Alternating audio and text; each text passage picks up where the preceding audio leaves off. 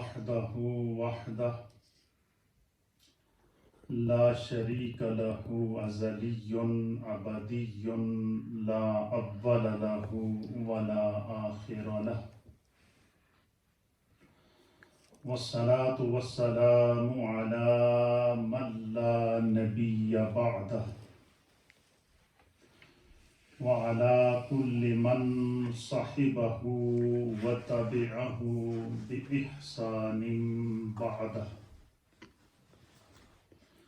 أما بعد فأعوذ بالله من الشيطان الرجيم بسم الله الرحمن الرحيم إن الذين قالوا ربنا الله ثم استقاموا تتنزل عليهم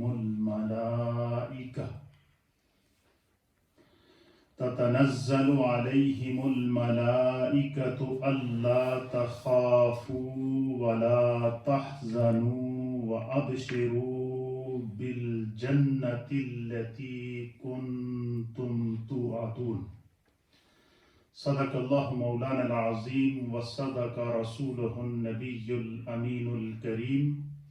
الصلاة والسلام عليك يا سيدي يا رسول الله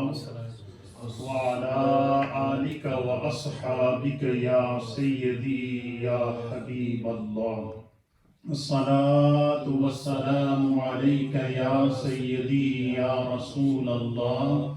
وعلى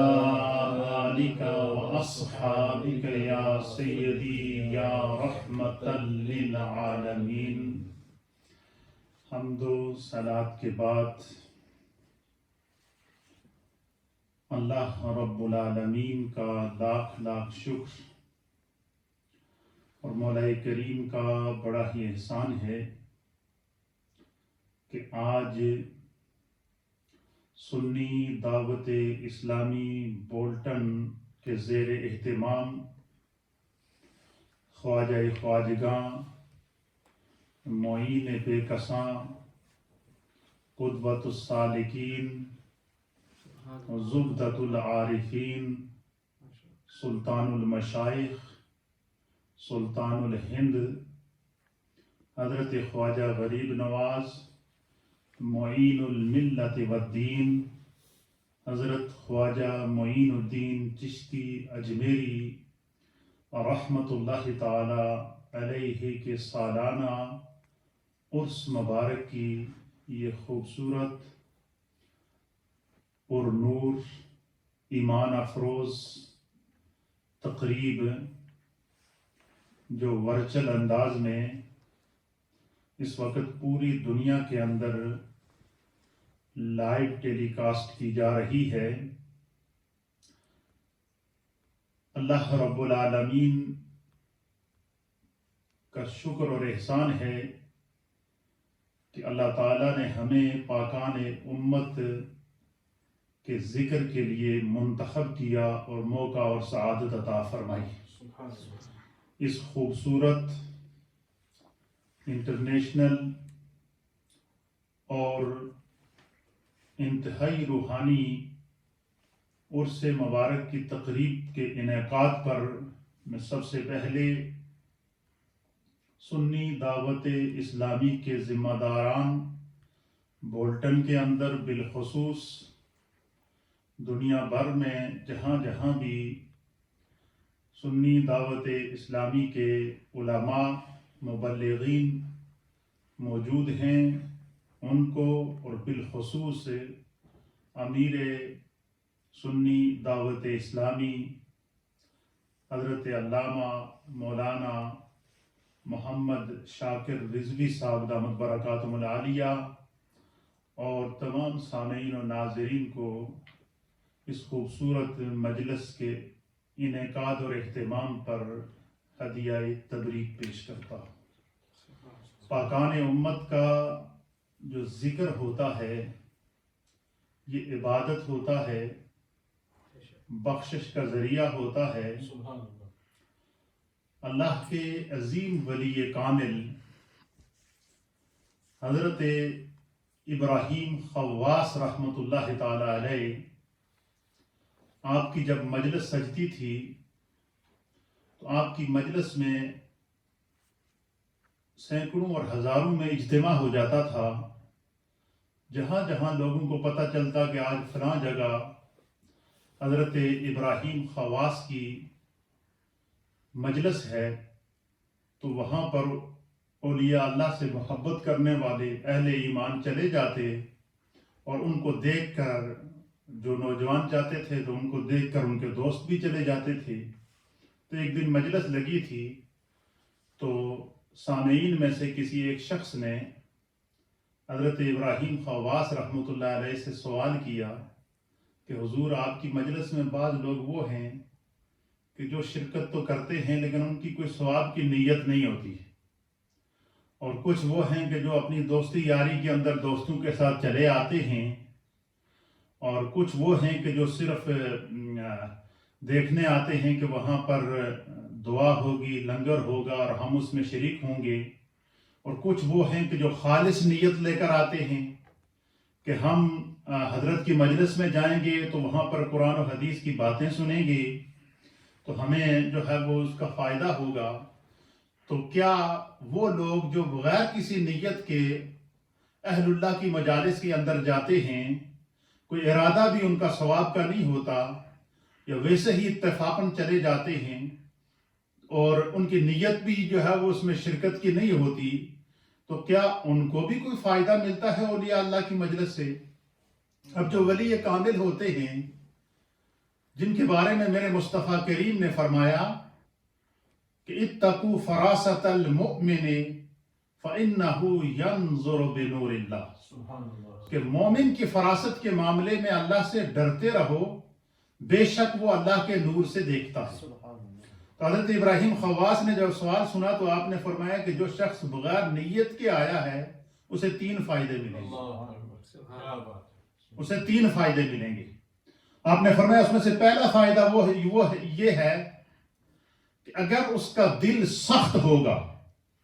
تو جہاں اولیاء اللہ کی مجلس ہوتی ہے وہاں پر اللہ کی رحمت کا نزول ہوتا ہے۔ جہاں اولیاء اللہ کی مجلس ہوتی ہے وہاں پر خداوند قدوس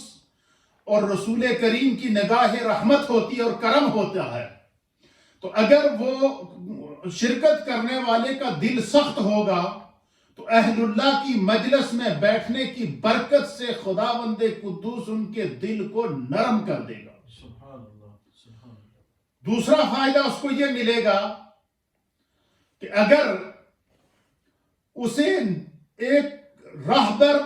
رہنما اور مرشد کی ضرورت ہوگی تو خداوند قدوس اس مجلس کی برکت سے جو اس کے حق میں بہتر ہے اسے بہترین راہبر، رہنما، مرشد اور مقتدا عطا کر دے گا۔ اور تیسرا فائدہ اس کو یہ ہوگا کہ وہ جب بھی توبہ کرے گا خداوند قدوس اس کی توبہ کو قبول کر کے اس کے دل کو دین کی طرف مائل کر دے گا۔ اور یہی وظیفہ اولیاء اللہ کا رہا ہے، اور اس کے مصداق عطب اگر ہم دیکھیں تو وہ خواجہ خواجگاں معین بے کساں حضرت خواجہ معین الدین چشتی اجمیری رحمۃ اللہ تعالی علیہ۔ اور ایسے لوگوں کے بارے میں اللہ تعالیٰ نے قرآن حکیم فرقان مجید کے پارہ نمبر 24 اور سورہ حامیم سجدہ سورہ نمبر 41 کی آیت نمبر 30 کے اندر اللہ نے ارشاد فرمایا کہ ان الذین قالوا ربنا اللہ، کہ بے شک وہ لوگ جنہوں نے کہا کہ ہمارا رب اللہ ہے۔ حضرت خواجہ معین الدین چشتی اجمیری جب اجمیر شریف پہنچے تو ہر طرف وہ شرک، کفر پھیلا ہوا تھا،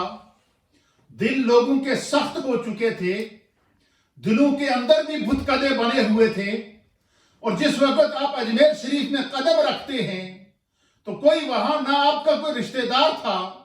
نہ کوئی آپ کا جاننے والا تھا، لیکن چونکہ انتخاب مصطفیٰ اجمیر کے لیے بھی تھا اور انتخاب مصطفیٰ کریم معین الدین خواجہ چشتی اجمیری کے لیے بھی تھا، تو اس لیے ان الذین قالوا ربنا اللہ، جنہوں نے کہہ دیا کہ اللہ ہمارا رب ہے، ثم استقاموا، پھر وہ اس پر استقامت کے ساتھ قائم رہے، تو اللہ فرماتا ہے کہ تتنزل علیہم الملائکہ، اللہ رب العالمین ان پر فرشتے نازل کرتا ہے، فرشتوں کے ذریعے ان کی مدد کرتا ہے۔ اور میں سمجھتا ہوں کہ حضرت خواجہ معین الدین چشتی اجمیری رحمۃ اللہ تعالی علیہ نے جب اجمیر شریف کے اندر قدم رکھا تو اس وقت وہ تائید ربانی اور اللہ تعالیٰ کی مدد اور نصرت نہ ہوتی تو اتنی بڑی کامیابی ان کو نہ ملتی۔ پھر اللہ فرماتا ہے کہ اللہ تخافوا ولا تحزنوا، ان کو نہ کوئی خوف ہوتا ہے اور نہ وہ غمگین ہوتے ہیں۔ دنیا کی ابتلائیں ان کا کچھ نہیں بگاڑ سکتی، دنیا کے طوفان ان کا کچھ نہیں بگاڑ سکتے، دنیا کی سختیاں ان کا کچھ نہیں بگاڑ سکتی۔ فرمایا کہ جس وقت وہ بالکل بے خوف ہوتے ہیں اور اللہ تعالیٰ ہر خوف سے ان کی مدد کرتا ہے۔ اور پھر فرمایا کہ اس مشن کے اوپر، جس مشن پر وہ نکل جاتے ہیں، ثم استقاموا، استقامت کے ساتھ نکلتے ہیں،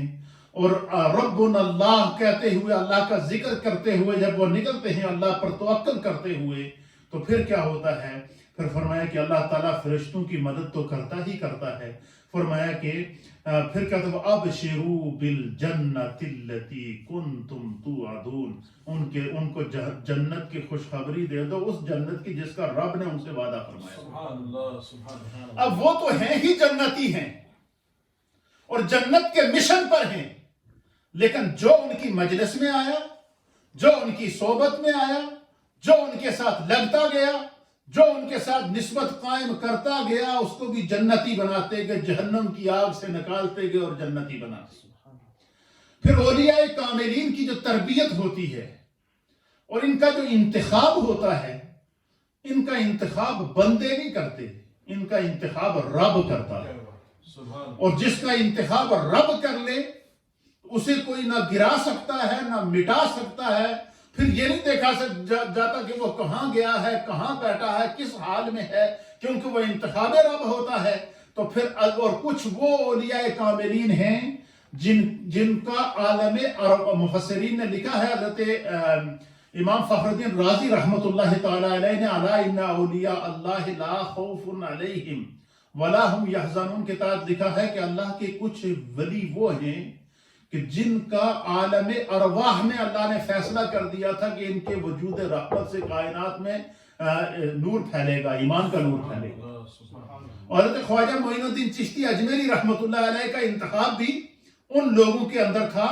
جن کا انتخاب جو ہے وہ اللہ کی بارگاہ سے کیا گیا تھا۔ تو حضرت خواجہ معین الدین چشتی اجمیری رحمۃ اللہ تعالی علیہ کی جو تربیت ہوئی وہ اس حال میں ہوئی کہ اہل سیر نے لکھا ہے کہ آپ کا نام النامی اسم گرامی اپنے جد امجد اور ننہال کی طرف سے جد امجد حضرت امام عالی مقام امام حسن مجتبی رضی اللہ تعالیٰ عنہ کے نام پر آپ کا نام حسن تھا، اور آپ کے القاب کے اندر جو ہے وہ آپ کو معین الدین، غریب نواز اور معین بے کساں اور مختلف القابات جو آپ سے صدور ہوتے گئے کرامات، وہ ان کے القابات اور ان کے نام سے مشہور ہوتے گئے۔ اللہ تعالیٰ نے آپ کو، آپ نجیب الطرفین سید تھے، آپ والدہ کی جانب سے حسنی سید تھے، والد کی جانب سے حسینی سید تھے، تو گویا ننہال کی طرف سے حسنی اور ددہال کی طرف سے حسینی، اور پھر بندہ سید بھی ہو، آل رسول بھی ہو، اور اس میں دونوں نسبتیں جمع ہوں، اور پھر وہ دونوں نسبتیں سیدہ کائنات اور مولا کائنات سے ہوتی ہوئی بارگاہ مصطفیٰ تک پہنچے، تو یہ انتخاب رب کریم کے علاوہ اور کچھ نہیں۔ پھر اب یہ جو ہمارا سینٹرل ایشیا ہے، جس کو جو متحدہ ہند تھا، اور اس سینٹرل ایشیا کے اندر اب تو بہت ساری کنٹریز آ گئی ہیں، اس میں رشیا بھی آتا ہے، اس کے اندر قازقستان بھی آتا ہے، اس کے اندر افغانستان بھی آتا ہے، اس کے اندر پاکستان بھی آتا ہے، اس کے اندر انڈیا بھی آتا ہے، بنگلہ دیش بھی آتا ہے، چائنا آتا ہے اس کے اندر۔ یہ جتنا سینٹرل ایشیا ہے، یہ سینٹرل ایشیا کی جب ہم ہسٹری اٹھا کر دیکھتے ہیں تو ہسٹری ہمیں یہ بتاتی ہے کہ اس میں انبیاء اکرام میں سے کوئی نبی جو ہے وہ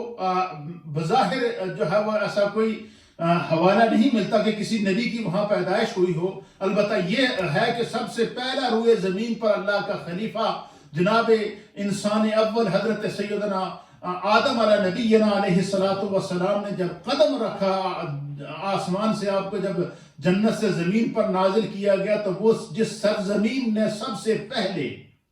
حضرت سیدنا آدم علیہ نبینا علیہ السلام کے قدم چومے، اس سرزمین کا نام وہ سنٹرل ایشیا ہے، سراندیب ہے، سری لنکا ہے۔ علماء اور محدثین نے لکھا ہے کہ یہ جو سنٹرل ایشیا کے لوگ ہیں، چاہے ان کا تعلق انڈیا سے ہو، ان کا تعلق پاکستان سے ہو، بنگلہ دیش سے ہو، افغانستان سے ہو، یا سنٹرل ایشیا کی جتنی جو مسلم ریاستیں ہیں، جیسے آپ چیچینیا کو لے لیں، چیچینیا وہ ہے جو ہے ہی نقش بندی سٹیٹ ہے، پوری تمام صوفیاء کا وہ پورا ملک ہی صوفیاء کے نام سے مشہور ہے۔ تو اس کے بارے میں علماء اور محدثین لکھتے ہیں کہ یہ سنٹرل ایشیا کی سرزمین کے جو لوگ ہیں، یہ ٹوٹ کر اولیاء اللہ سے اور انبیاء اکرام سے اور صحابہ اکرام سے اور اہل بیت اطہار سے محبت کیوں کرتے ہیں؟ اس کی وجہ یہ ہے کہ انسان اول اور نبی اول حضرت سیدنا آدم علیہ السلام نے جب اس زمین پر قدم رکھا تو سب سے پہلی سعادت سنٹرل ایشیا کی سرزمین کو یہ حاصل ہوئی کہ اس نے حضرت آدم علیہ السلام کے قدموں کا بوسہ لیا۔ پھر یہاں تک روایات کے اندر علماء نے لکھا کہ حضرت آدم علیہ السلام مکہ جدہ پہنچنے سے پہلے پورے سنٹرل ایشیا میں گھومے ہیں۔ آپ کے قدم ہندوستان کے اندر بھی لگے ہیں، ہند کے اندر بھی لگے ہیں، آپ کے قدم سنٹرل ایشیا کی مختلف ریاستوں کے اندر آپ کے قدم لگے ہیں۔ آپ چلتے چلتے چلتے 300 سال آپ کو لگا عرصہ وہاں پر جدہ پہنچتے ہوئے، اور اس کے بعد پھر آپ کی حضرت ہوا سے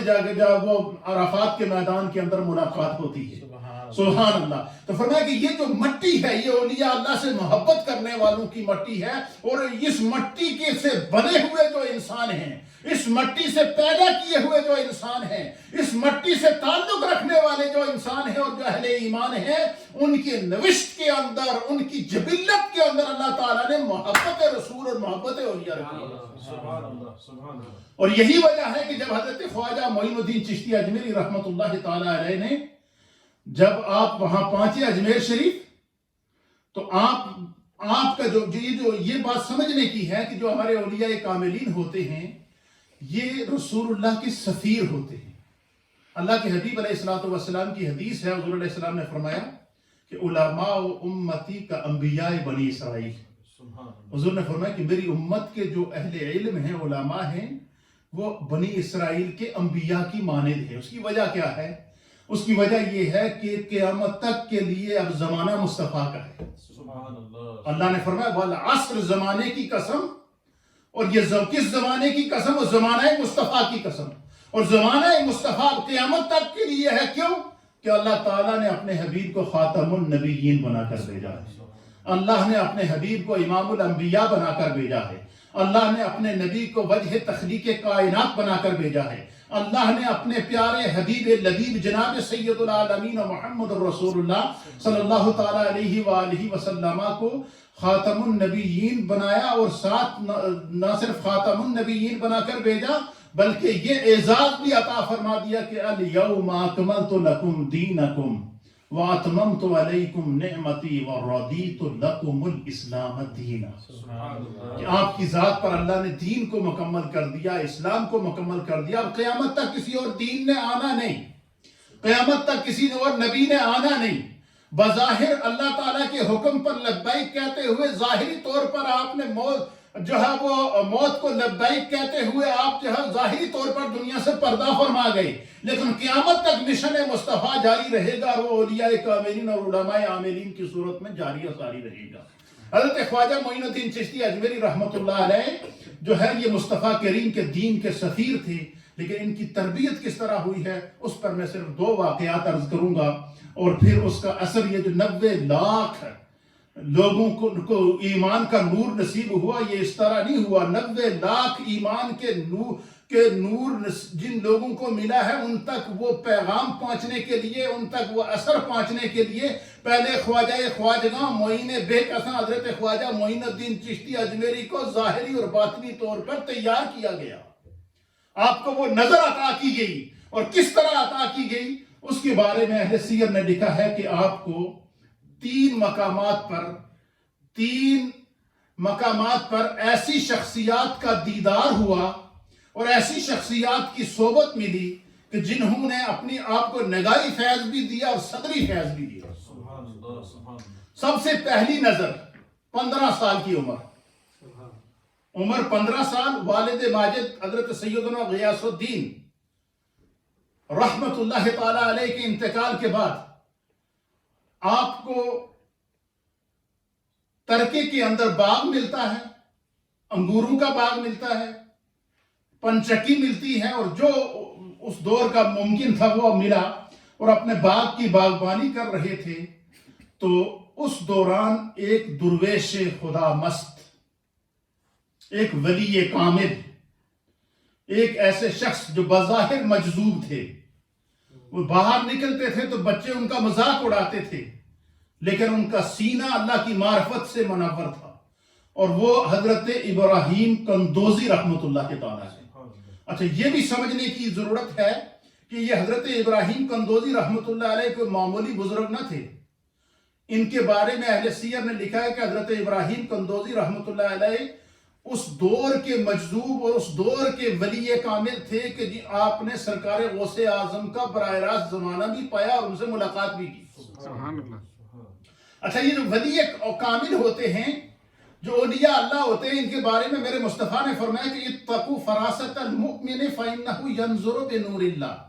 کہ مومن کی فراست کے معاملے میں اللہ سے ڈرتے رہو، بے شک یہ خدا کے نور سے دیکھتا ہے. اللہ تعالیٰ ولی کامل کے آگے سے حجابات کو ہٹا دیتا ہے. اس کی مثال ہمارے سامنے کیا ہے؟ بعض اولیاء کاملین وہ ہیں کہ جن کو خدا جو اپنے رب کو راضی کر چکے، فنا فی اللہ کے منزل پر پہنچ چکے، فنا فی الرسول کے کا اعزاز ان کو مل گیا، تو پھر کیا ان کے سامنے سے حجابات ہٹ جاتے ہیں. پھر ایک مقام ایسا آتا ہے، اہل سیر نے لکھا ہے، علماء اور محدثین لکھتے ہیں کہ اللہ تعالیٰ ولی کامل کو، ہر ولی کامل کو اللہ تعالیٰ اس کا مقام اس کی زندگی میں خود دکھا دیتا ہے. جیسے کہ سرکار غوث اعظم رضی اللہ تعالیٰ عنہ، محبوب سبحانی، قطب ربانی، شہباز لامکانی، آپ کو جب اللہ تعالیٰ نے اپنا ان کا غوث کا مقام اللہ تعالیٰ نے جب غوث کو دکھایا تو آپ فرماتے ہیں کہ نظرت الی بلاد اللہ جمعا کحردلۃ علی حکم اتصالی. آپ فرماتے ہیں کہ جب میں نظر دوڑاتا ہوں مشرق، مغرب، شمال اور جنوب اور دنیا کے ممالک کے اوپر، تو پوری دنیا کو اپنے ہاتھ کی ہتھیلی پر اس طرح دیکھتا ہوں جس طرح کہ رائی کا دانہ ہے. اور پھر فرماتے ہیں کہ جب میں اپنی نظر کو آسمان کی طرف اٹھاتا ہوں، اب یہ سرکار غوث پاک کی اس کرامت کو سنیے، اس کے بعد میں آپ کو خواجہ معین الدین چشتی اجمیری کی نظر کا بتاؤں گا. پھر پتہ چلے گا کہ جو اولیاء کاملین ہوتے ہیں ان کی نظریں کیا کمال کرتی ہے. ایسے 90 لاکھ لوگ ایمان کا نور سے منور نہیں ہوتے. سرکار غوث اعظم کہتے ہیں کہ جب نظر کو پورے جہان میں دوڑاتا ہوں تو پورا جہان میرے سامنے ہوتا ہے. آج کے دور میں زمانے نے جو سب سے بڑی ترقی کی ہے وہ کیا ہے؟ ہم اس وقت خواجہ معین الدین چشتی اجمیری رحمت اللہ علیہ کا عرس مبارک سنی دعوت اسلامی کے پلیٹ فارم سے ورچل انداز میں کر رہے ہیں. ہم بولٹن میں بیٹھے ہیں اور ہمیں انڈیا میں بھی دیکھا جا رہا ہے، پاکستان میں بھی دیکھا جا رہا ہے، یورپ میں بھی دیکھا جا رہا ہے، امریکہ اور کینیڈا کے اندر بھی دیکھا جا رہا ہے. یہ آج کے زمانے کی ترقی ہے. سیٹلائٹ کے ذریعے جہاں دنیا کے ہے ایک گلوبل ولیج بن چکی ہے، اور سیٹلائٹ کے ذریعے جہاں بھی آپ جانا چاہیں سرچ کریں، آپ کو گوگل کے اوپر سرچ کریں گے، آپ کو آپ کا محلہ بھی بتا دیا جائے گا. آپ کو یہ بھی گوگل سرچ کر کے بتائے گا کہ آپ کا گھر کس گلی میں کتنے نمبر پر ہے. یہ ہے، یعنی یہ آج کے دور کی ترقی ہے. لیکن سائنس 1400 سال کے بعد یا 3000 سال کے بعد یا 4000 سال کے بعد آج اس ترقی کے اوپر پہنچی ہے. میرے غوث کی سائنس کو دیکھیے، آپ فرماتے ہیں نظر تو الی بلاد اللہ جمعا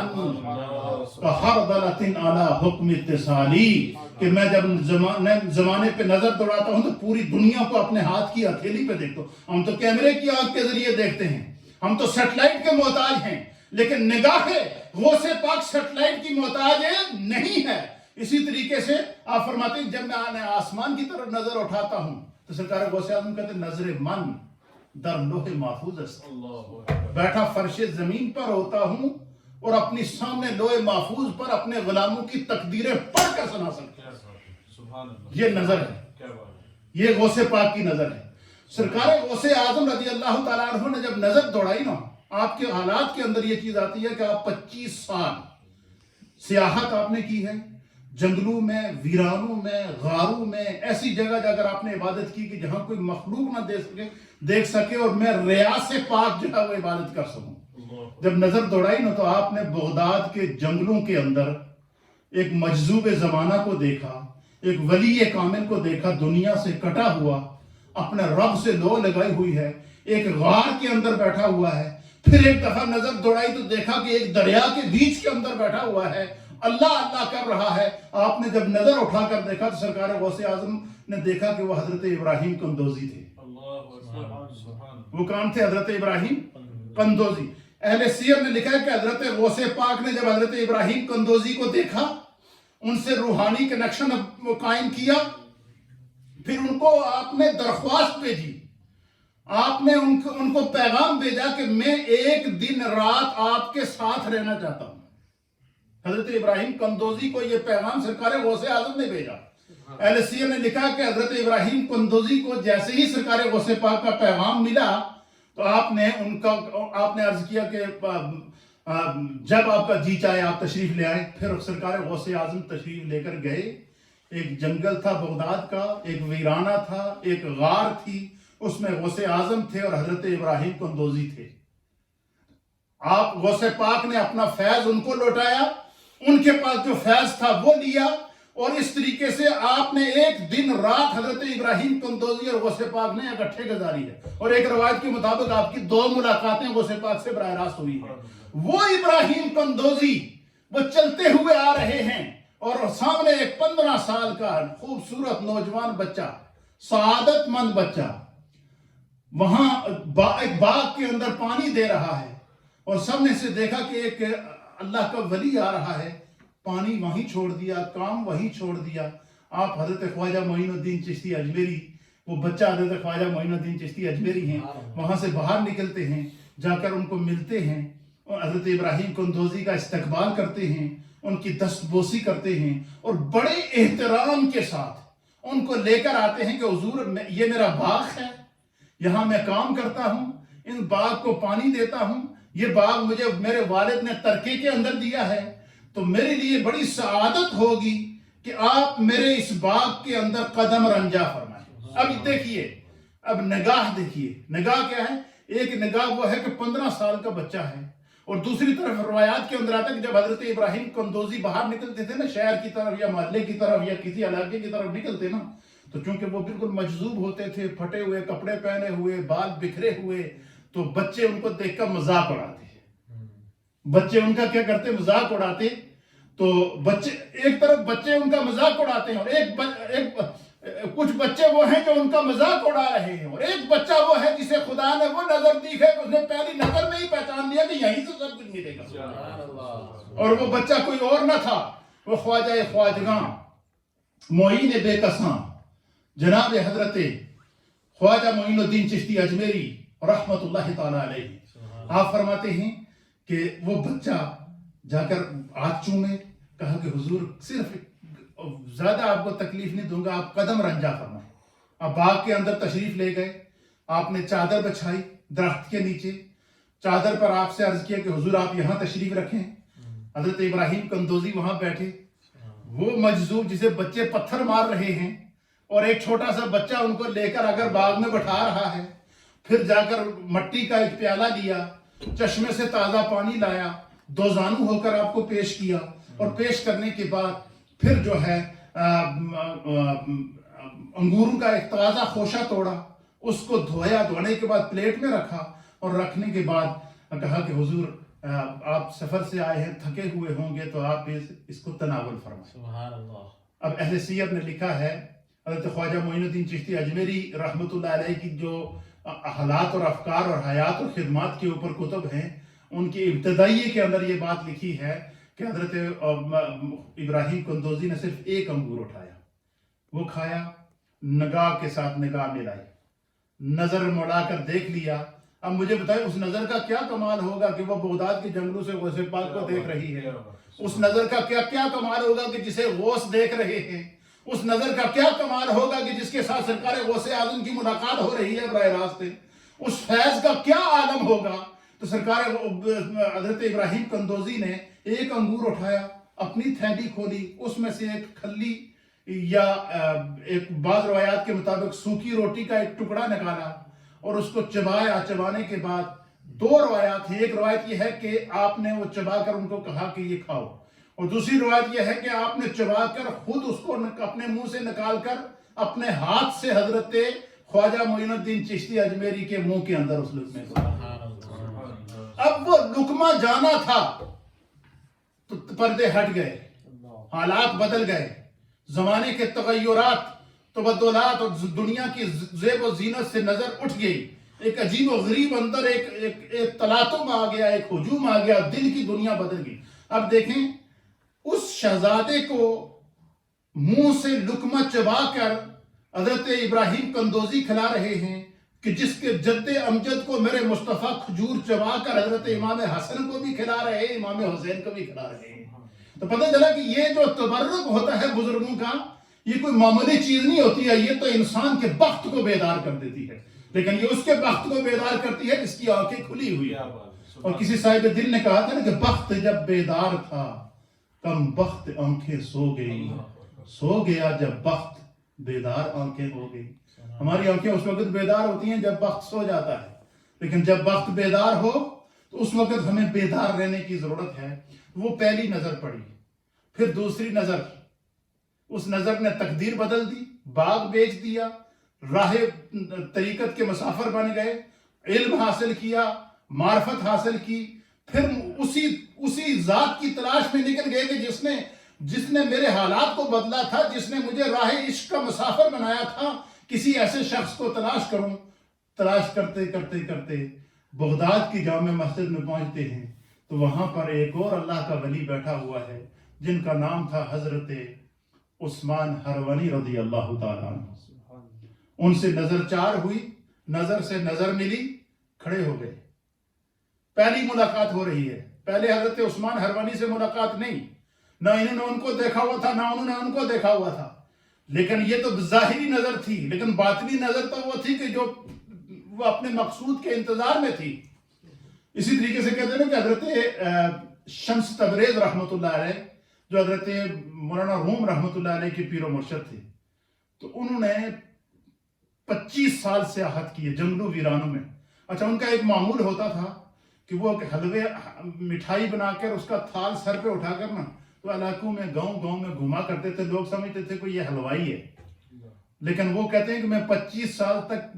اس چیز کی تلاش میں تھا کہ جو عشق اور ایمان کی دولت اللہ نے مجھے دی ہے، مجھے صرف ایک مرید چاہیے، اس امانت کو اس کے سینے میں ہنڈیل کر میں اس دنیا کو چھوڑ دوں۔ کہتے ہیں 25 سال تک میں تلاش کرتا رہا، مجھے میرا مقصود نہیں ملا۔ بہت لوگ ملے، ہزاروں لوگ ملے، لیکن جو میں تلاش کرتا تھا وہ نہیں ملا۔ تو پھر ایک دن حضرت شاہ شمس تبریز نے دعا کی کہ بارے الہ، 25 سال تک میں نے تلاش کیا ہے، مجھے کوئی ایسا شخص نظر نہیں آیا، مجھے صرف ایک ہی شخص چاہیے، جو تو نے مجھے عشق و ایمان کی دولت دی ہے، میں اس کے سینے میں ہنڈیل ہوں، صرف ایک، اور اس کا انتخاب ہے اللہ تو ہی فرما۔ بس یہ دعا کرنی تھی تو عاطف غیبی نے آواز دی کہ شمس تبریز تمہیں تمہارا مقصود ملے گا، تو روم چلا جا۔ پھر وہاں سے سفر کیا، کرتے کرتے کرتے کرتے روم پہنچے، آگے مولانا روم پڑھا رہے تھے، اور نظر سے نظر ملائی، یہ بھی مجذوب کی شکل میں گئے۔ تو پھر کیا ہوا، یہ دنیا ایک الگ موضوع ہے۔ اسی طریقے سے حضرت خواجہ معین الدین چشتی اجمیری جب حضرت عثمان ہروانی کی بارگاہ میں پہنچتے ہیں تو وہ کھڑے ہو گئے، کہا میں تو آپ کے انتظار میں تھا۔ وہیں کھڑے کھڑے سب سے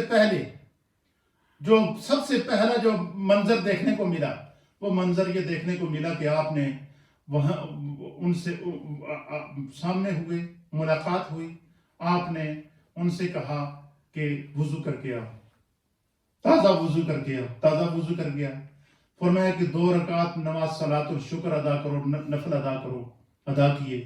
ادا کرنے کے بعد فرمایا کہ 21 مرتبہ درود پاک پڑھو۔ آپ کہتے ہیں میں نے پڑھا۔ پھر فرماتے ہیں 21 مرتبہ سبحان اللہ و بحمدہ سبحان اللہ العظیم پڑھو۔ پہلی ملاقات میں حضرت خواجہ معین الدین چشتی اجمیری کی اور حضرت عثمان ہروانی کی پہلی ملاقات میں آپ فرماتے ہیں کہ یہ میں وہ کیا. پھر کہتے ہیں کہ پھر مجھے کہا کہ تم ایسا کرو کہ سورہ بقرہ کی تلاوت کرو میرے سامنے. اللہ اکبر. حضرت خواجہ معین الدین چشتی اجمیری کہتے ہیں میں وہیں کھڑا سورہ بقرہ میں نے شروع کر دیا. حافظ قرآن تھے, عالم دین تھے. سورہ بقرہ کی جب تلاوت کی پھر فرمایا کہ 1000 مرتبہ سورہ اخلاص کی تلاوت کرو. کہتے ہیں جب میں نے 1000 مرتبہ سورہ اخلاص کی تلاوت کی تو پھر مجھے ایک گدڑی عطا کی. کہا اس گدڑی کے اوپر بیٹھ جاؤ, یہاں سے ہلنا نہیں ہے. کہتے ہیں جب میں اس گدڑی پہ بیٹھا, فرمایا ضرورت شرع کے لیے باہر جا سکتے ہو, وضو کے لیے باہر جا سکتے ہو, لیکن تم جب تک میں نے کہوں تم نے اس گدڑی کو نہیں چھوڑنا ہے. پھر کہا 1000 مرتبہ جب سورہ اخلاص شریف پڑھی نا, جب فارغ ہوئے آپ نے فرمایا آپ اپنی نظر کو ذرا آسمان کی طرف اٹھاؤ. حضرت خواجہ معین الدین چشتی اجمیری کہتے ہیں کہ جب میں نے آسمان کی طرف نظر اٹھائی نا تو ایک عجیب منظر تھا.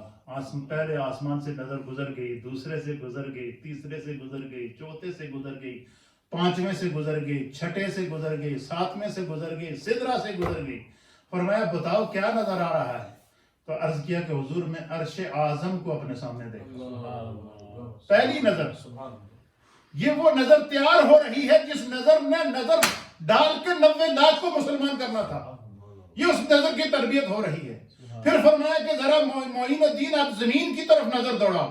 جب زمین کی طرف نظر دوڑائی تو فرمایا کیا نظر آ رہا ہے؟ تو آپ نے فرمایا میں اپنے سامنے تخت الثری کو دیکھ رہا ہوں. تخت الثری 7 زمینوں کے نیچے نظر چلی, یعنی حجابات ہٹ گئے. پھر فرماتے ہیں پھر ایک اور منظر آیا. پھر کہا کہ پھر 1000 مرتبہ سورہ اخلاص شریف پڑھو. کہتے جب میں نے 1000 مرتبہ سورہ اخلاص پڑھی تو آپ نے فرمایا کہ دونوں ہاتھوں کی انگلیاں اس طرح کرو. کہتے میں نے اس طرح کی. آپ نے حضرت خواجہ عثمان حروانی نے کہا کہ دیکھو ذرا ان دونوں انگلیوں کے بیچ میں تمہیں کیا نظر آ رہا ہے؟ آپ فرماتے ہیں کہ میں نے کہا کہ حضور میں ان 2 انگلیوں کے بیچ میں 18,000 عالم کو دیکھ رہا ہوں. بظاہر بندہ سوچتا ہے یہ کیسے ہے, لیکن کیوں؟ ہمیں ہمارے غوث نے بتا دیا نظر تو الى بلاد اللہ جمعاً ہر دلتن علی حکم اتصالی. کہتے ہیں 18,000 عالم کو اپنے سامنے دیکھ رہا ہوں. پھر آپ نے فرمایا کہ اب تمہیں تمہارا مقصود مل گیا ہے, اب تم جا سکتے ہو. لیکن اگر کوئی جن لوگوں نے آج کے دور کے اندر پیری مریدی کو کاروبار بنایا ہوا ہے اور عقیدے کو چھوڑا ہوا ہے, ان کے لیے سبق ہے اس کے اندر. اگر کوئی آج کے دور کا بندہ ہوتا تو وہ کہتا مجھے جبہ بھی مل گیا ہے, دستار بھی مل گئی ہے, خلافت بھی مل گئی ہے, زمین پہ بیٹھے عرش کو بھی دیکھ لیا ہے, زمین پہ نظر ڈالی تو 7 زمینوں نیچے میں دیکھ رہا ہوں, پوری دنیا کو اپنے سامنے دیکھ رہا ہوں, اب جا کر میں پیری مریدی کروں گا. اور پھر مرشد نے اجازت بھی دے دی کہ اب تم جا سکتے ہو, تمہیں تمہارا مقصود مل گیا. تو آپ نے عرض کی کہ حضور میری ایک خواہش ہے. آپ نے فرمایا کیا خواہش ہے؟ حضرت خواجہ معین الدین چشتی اجمیر نے عرض کی کہ حضور میں آپ کی خدمت میں رہ کر آپ کے قدموں میں رہ کر جو ہے وہ رہنا چاہتا ہوں. آپ نے فرمایا میری طرف سے تمہیں اجازت ہے, یہ تمہاری مرضی. پھر مرشد کریم کی خدمت میں رہے, 1 سال نہیں, 2 سال نہیں, 20 سال تک مرشد کی خدمت میں رہے. اور 20 سال کے بعد پھر جب حضرت خواجہ عثمان حروانی نے آپ کو اجازت دی, آخری بات پھر آپ کو اجازت دی تو کہا کہ اب تمہیں اجازت ہے, اب تمہاری کوئی آخری خواہش ہو تو بتاؤ. اب حضرت خواجہ معین الدین چشتی اجمیری رحمۃ اللہ علیہ نے کیا خواہش ظاہر؟ آپ نے فرمایا کہ حضور آپ کے پاس آیا, آپ نے مجھے میرے رب سے ملایا, آپ نے جب میرے سامنے سے سارے حجابات ہٹا دیے. اب میری خواہش یہ ہے, اب آپ بھی چاہتے ہیں کہ میں جاؤں, لیکن میری خواہش ہے کہ میں آپ کی معیت میں حرمین طیبین جاؤں, آپ کی معیت میں حج کے لیے جاؤں, اور آپ کی معیت میں طواف کعبہ کروں. آپ مجھے خانہ کعبہ کے سامنے خود اپنے ہاتھوں سے رب کے حوالے کریں, اور روضہ رسول پہ جا کر خود اپنے ہاتھوں سے مصطفیٰ کریم کے حوالے کریں. اس کے بعد پھر مجھے جہاں جانا ہوا چلا جاؤں گا. اللہ اکبر. آپ نے ان کی آخری خواہش کو سنا, ساتھ لے کر حرمین طیبین آئے. اہل سیر نے لکھا ہے کہ حضرت خواجہ عثمان حروانی نے خانہ کعبہ کا طواف مکمل کرنے کے بعد, مقام ابراہیم پر نوافل ادا کرنے کے بعد, حضرت خواجہ معین الدین چشتی اجمیری کو پکڑا, آپ کو میزاب رحمت کے نیچے لے کر آئے, آپ کو خانہ کعبہ کی دیوار کے ساتھ خود بھی چمڑے اور ان کو بھی چمیڑا, اور ساتھ میں اللہ کی بارگاہ میں دعا کی کہ بارے الہ معین الدین کو لے کر آیا ہوں، جو میرے سینے میں تیری معرفت کا نور تھا وہ میں نے اس کے سینے میں انڈیل دیا۔ اب دیکھیے سنت، دیکھیے مصطفیٰ کی، حضور نے فرمایا کہ میرے رب نے جو مجھے معرفت کے خزانے عطا فرمائے ہیں نبوت اور رسالت کے علاوہ، سرکار نے فرمایا میں نے اور تمام کے تمام معرفت کے خزانے، حضور نے فرمایا میں نے ابو بکر کے سینے میں انڈیل دیے۔ اب حضرت عثمان حروانی کہتے ہیں کہ بارے الہ، جو تو نے مجھے معرفت کے خزانے عطا کیے تھے، جو تو نے مجھے معرفت کا نور عطا کیا تھا، میں نے معین الدین کے سینے میں ہنڈیل دیا ہے۔ اے اللہ، معین الدین تیری بارگاہ میں حاضر ہے، اسے اپنی بارگاہ میں قبول کر لیجیے۔ عاطف غیبی نے آواز دی کہ ہم نے معین الدین کو قبول کر لیا ہے۔ اسی طرح روضہ رسول پر جاتے ہیں اور پھر نبی پاک کی جالیوں کے سامنے، قدمین کے سامنے کھڑے ہو کر حضرت عثمان حروانی آپ کو رسول اللہ کے حوالے کرتے ہیں، اور پھر خواب میں دیدار مصطفیٰ ہوتا ہے اور اعلان ہوتا ہے کہ معین الدین تجھے قبول کر لیا گیا ہے اور تیری ڈیوٹی اجمیر میں لگا دی گئی ہے۔ تو یہ وہ نگاہ تھی جس کو حضرت ابراہیم قندوزی نے تیار کیا تھا، یہ وہ نگاہ تھی جسے حضرت عثمان حروانی نے تیار کیا تھا، یہ وہ نگاہ تھی جن تمام نگاہوں کے اوپر میرے مصطفیٰ کی نگاہ کا فیض تھا، اور پھر اس نگاہ کا فیضان مصطفیٰ کریم نے مدینہ طیبہ سے ہی دکھا دیا۔ آپ فرماتے میں نے اس سے پہلے اجمیر کا نام ہی نہیں سنا تھا، اور حضور نے فرمایا کہ تم دیکھو تو صحیح، آنکھیں تو بند کرو، دیکھو تمہیں اجمیر کیسے نظر آتا ہے۔ کہتے ہیں کہ جب میں نے سرکار نے خواب کے اندر اپنا دیدار بھی عطا کیا، اجمیر کی گلیاں بھی دکھا دی۔ تو یہ جو اعلیٰ حضرت امام اہل سنت ہے، مجدد دین و ملت امام احمد رضا محدث بریلوی رحمۃ اللہ علیہ نے لکھا ہے کہ دعا کی قبولیت کا مرکز خواجہ کا دربار ہے۔ یہ بات کیوں لکھی ہے پتہ ہے آپ کو؟ دیکھیں اعلیٰ حضرت مجدد وقت ہے، اور اعلیٰ حضرت امام اہل سنت نے خود خواجہ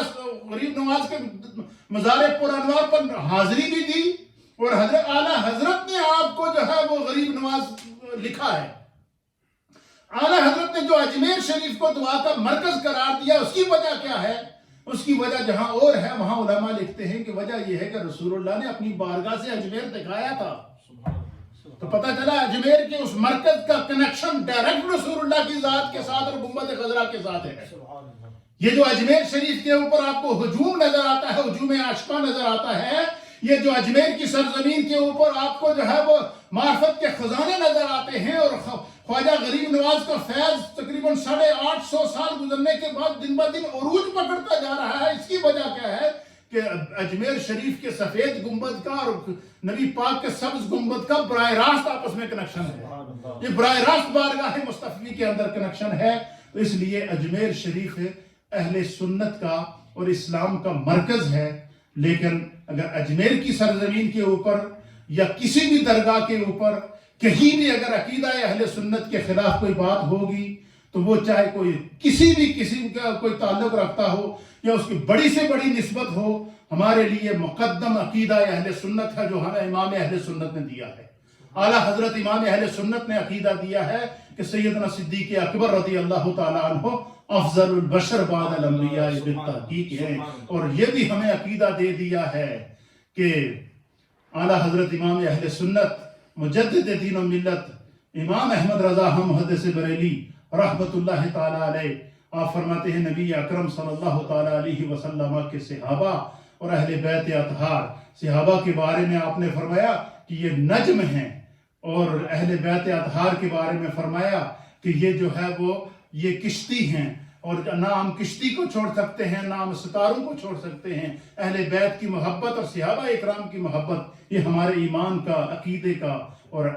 تعلیمات کا جز ہے، اور یہی تعلیمات حضرت خواجہ معین الدین چشتی اجمیری کی تھی، یہی تعلیمات غوث پاک کی ہیں، یہی تعلیمات داتا علی حجویری کی ہیں، یہی تعلیمات جو ہے وہ بزرگان دین اور اولیاء کاملین کی ہیں، اور ہم خوش قسمت یہ ہیں کہ اللہ تعالیٰ نے ہمیں ان اکابر اولیاء کاملین سے نسبتوں کا فیض عطا فرمایا ہے۔ میں بار دیگر اپنی جانب سے سنی دعوت اسلامی بولٹن کے اس مرکز میں اور تمام سنی دعوت اسلامی جہاں جہاں بھی اس وقت ہمیں یہ سنا جا رہا ہے، اور جتنے ناظرین اور سامعین اس وقت حضرت خواجہ صاحب کے عرس میں شریک ہیں، اللہ کی بارگاہ میں دعا گو ہیں کہ اللہ تعالیٰ ہمیں بزرگان دین کا فیض عطا فرمائے۔ اور یہ بات ذہن میں رکھیے گا اس خواجہ صاحب کے عرس سے یہ بات کہ حضرت مولانا روم رحمۃ اللہ علیہ نے لکھا ہے کہ جب کسی انسان کی بدبختی آتی ہے جب کوئی انسان بدبخت ہوتا ہے تو آپ نے فرمایا کہ اللہ تعالیٰ اس کی ایک علامت ظاہر کرتا ہے، اور وہ علامت کیا؟ حضرت مولانا روم کہتے ہیں کہ اس کی زبان پاکان امت کے خلاف کھل جاتی ہے، وہ اولیاء اللہ کی گستاخی کرتا ہے،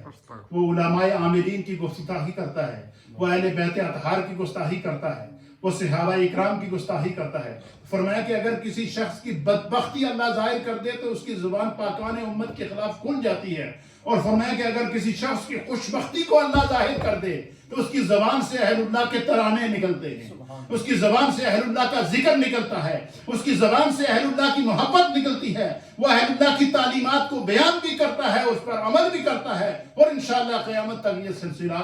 جاری و ساری رہے گا۔ اللہ تعالی ہم سب کا حامی و ناصر ہو۔ والسلام علیکم ورحمۃ اللہ تعالی وبرکاتہ۔